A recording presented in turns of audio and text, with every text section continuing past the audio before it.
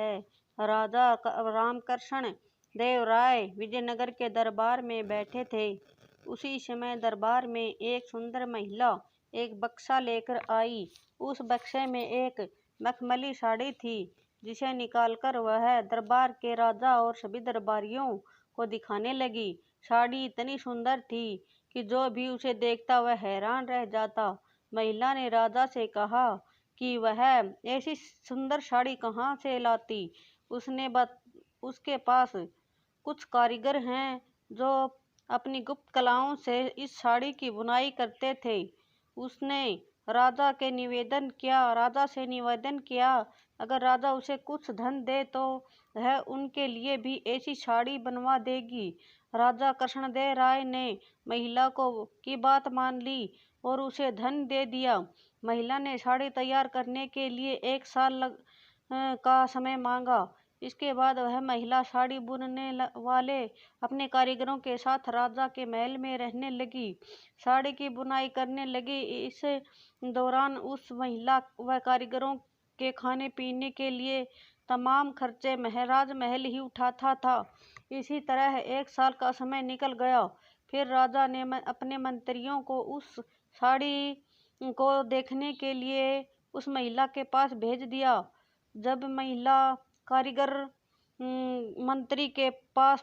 कारीगरों के पास मंत्री पहुंच गए तो वह देखकर हैरान रह गए। वहां 2 कारीगर बिना किसी धागे और कपड़े के कुछ बुन रहे थे। महिला ने बताया कि उसके कारीगर राजा के लिए साड़ी बुन रहे हैं, लेकिन मंत्रियों ने बताया कि उन्हें कोई साड़ी दिखाई नहीं दे रही। इस पर उस महिला ने कहा कि यह साड़ी सिर्फ वही लोग देख सकता है जिसका मन साफ और जीवन में कोई पाप न किया हो। महिला की यह बात सुनकर राजा के मंत्री परेशान हो गए और उन्होंने बहाना बनाते हुए उस महिला से कहा कि उन्होंने वह साड़ी दिखाई दे रही है और वो वहां से चले गए। राजा के पास वापस जाकर उन्होंने कहा कि वह साड़ी बहुत ही सुंदर है। राजा इस बात से काफी खुश हुए। अगले दिन उन्होंने उस महिला को वह साड़ी लेकर दरबार में हाजिर होने का आदेश दिया। वह महिला एक बक्सा लिए हुए अपने कारीगरों के साथ अगले ही दिन दरबार में हाजिर हो गई। उसने दरबार में बक्सा खोला और सबको साड़ी दिखाने लगी। दरबार में बैठे सभी लोग बहुत हैरान थे, क्योंकि राजा समेत किसी भी दरबारी को कोई साड़ी नहीं दिख रही थी। वह यह देखकर तेनालीराम ने राजा के कान में कहा कि उस महिला ने झूठ बोला, वह सभी को बेवकूफ़ बना रही है।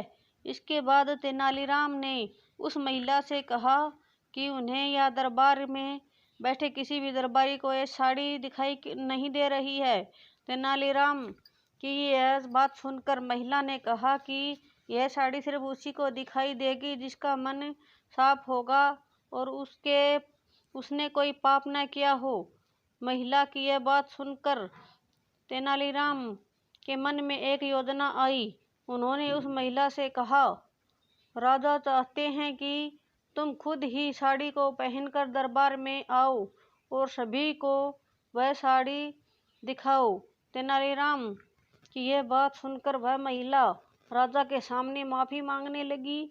उसने राजा को सब सच सच बता दिया कि उसने कोई साड़ी नहीं बनाई है, वह सबको मूर्ख बना रही है। महिला की बात सुनकर राजा को बहुत गुस्सा आया। उन्होंने उसे जेल में डालने की सजा सुना दी, लेकिन जब उस महिला ने बहुत विनती की तो उन्होंने उसे छोड़ दिया और माफ़ करके उसे जाने दिया। साथ ही राजा ने तेनालीराम की चतुराई की तारीफ भी की। दोस्तों, ये कहानी अगर थोड़ी सी भी अच्छी लगी हो तो प्लीज़ चैनल को सब्सक्राइब कर दीजिए, क्योंकि कहानी बनाने में दोस्तों बहुत मेहनत लगती है, पूरा दिन लग जाता है एडिटिंग करने में। धन्यवाद।